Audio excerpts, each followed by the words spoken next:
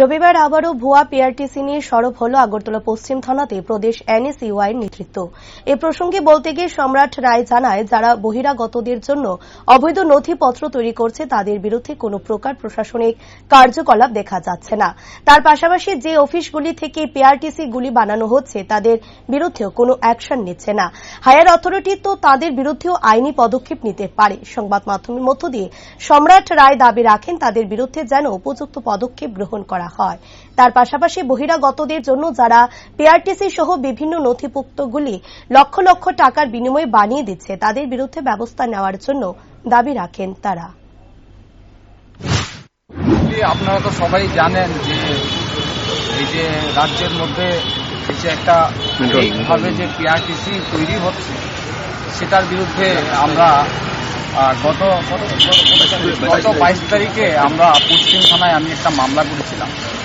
তো এই মামলার পরিপ্রেক্ষিতে গতকালকে আমাকে পশ্চিম থানা থেকে আমার সাথে এসআই নামটা রঞ্জিত দেববর্মা মনে হয়, উনি আমার সাথে যোগাযোগ করেছেন যে এই কেসটার ব্যাপারে আমার সাথে কথা বলবেন, জিজ্ঞাসাবাদ করবেন, তথ্য দেওয়ার জন্য। তো এর আগেও তো আমরা তথ্যগুলি দিয়েছি না, প্রথম তো এসডিএম এর কাছে দিয়েছি, ডিএমকে দিয়েছি, মুখ্যমন্ত্রীকে দিয়েছি, তারপর চিফ সেক্রেটারিকে দিয়েছি, সবাইকেই তো দিয়েছি। এবং আপনারা তো দেখছেন যে গত পরশুদিনও আপনারা এই শালবাগানে এই কিছু বহিরাগতরা ধরা পড়েছে।